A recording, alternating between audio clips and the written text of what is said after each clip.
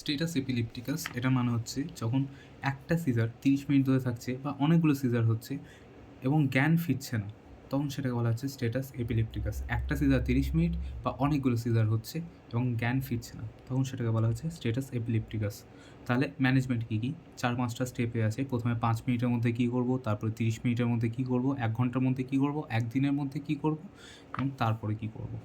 ওকে, তো প্রথম 5 মিনিটের মধ্যে আমাকে এবিসি মেনটেন করতে হবে, complete blood count, CBC, glucose, calcium, sodium এগুলোর সব লেভেল মাপবো, সেগুলোকে ট্রিট করব এবং তার সঙ্গে ব্লাড কালচার করব যদি ফিভার হয়ে থাকে।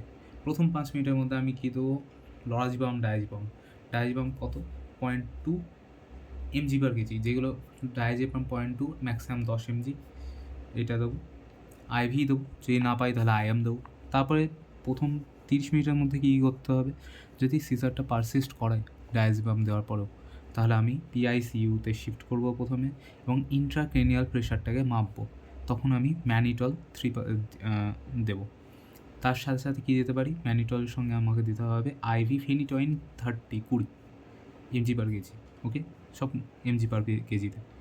তারপরেও কি হয়, যদি সিজার পারসিস্ট করতেই থাকে তাহলে আমি মনিটর করতে থাকবো, ইন্ট্রাক্রেনিয়াল প্রেশার দেখবো, সেপসিস, শক এগুলো সব আমি চেক করতে থাকবো। তার সাথে সাথে কী দেবো? আমি আইভি ভ্যালপ্রয়েড দেবো 20। ওকে, প্রথম একদিনের মধ্যেও যদি আমি দেখি রিফ্র্যাক্টরি স্ট্যাটাস এপিলেপটিকাসের কেস, তাহলে আমি পিআইসিইউতেই শিফট করব, তার সঙ্গে ইইজি এর মনিটরিং করব।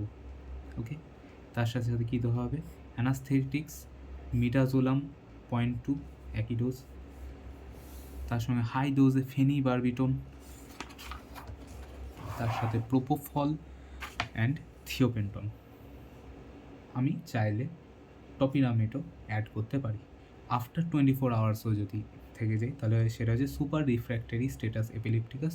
সেখানে আমি আইসিইউতে তো পাঠানো আছেই, তার সাথে সাথে আমি এমআরআই করব, কন্ট্রাস্ট এবং সিটি ব্রেন এইসবগুলো করব, অটো ইমিউন, মেটাবোলাইট এবং জেনেটিক ওয়ার্কআপের চেষ্টা করব।